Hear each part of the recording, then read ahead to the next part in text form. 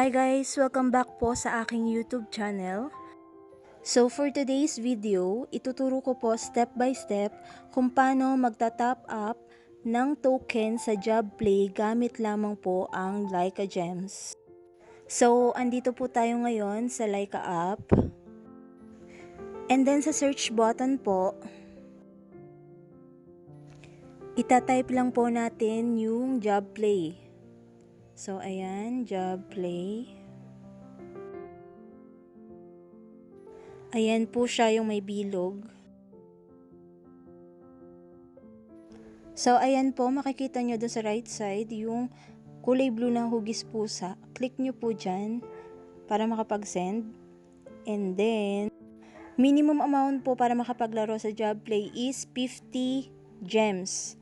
So, ayan, yung 50 gems katumbas po niyan ay 50 tokens din po sa Jabplay.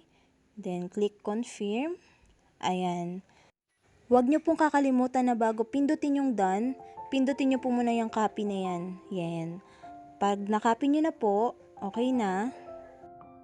Para mabilisang makapunta po sa site, ayan, click nyo lang po yung picture na yan. Click again. And then, ayun, yung visit link. So, ayan, dyan po natin makikita yung site. Okay? Wait lang po natin. Loading. Ayan, nandyan na po tayo sa site ng Jabplay. Okay? Tapos, click nyo lang po yung buy sa lower part. Ayan, may bilog. And then, dyan sa may arrow na yan, dyan nyo po ipipaste yung kinapin nyo po na reference ID. Yan. Paste natin. Okay. And then, buy. So, processing siya. Yan. Makikita nyo po yung successfully placed payment. Para makita nyo po yung transaction nyo, click nyo yan. And then, yan. Makikita nyo po na processing pa yung token na inilagay nyo po.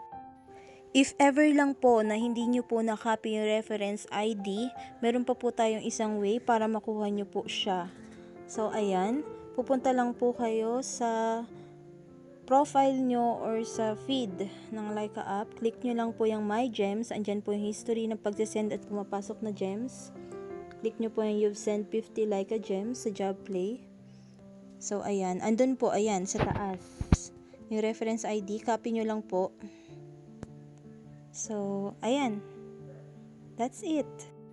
Guys, please be reminded po na hindi porket nag-send na po kayo ngayon ng tokens is matatanggap nyo po siya agad-agad.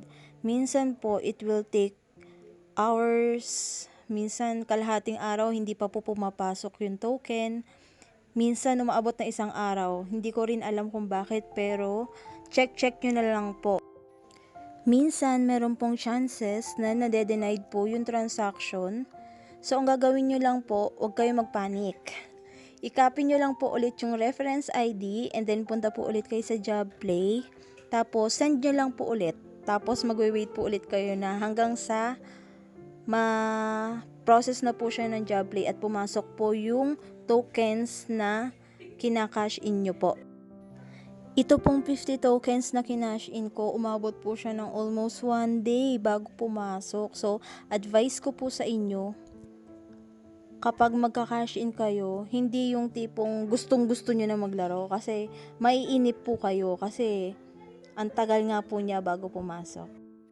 Kaya, wait lang kayo. Papasok din yan.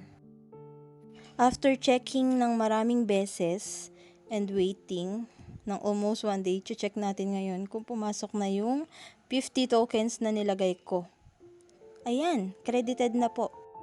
So, ayun, ganun lang po. Sana may natutunan po kayo. Thank you for watching.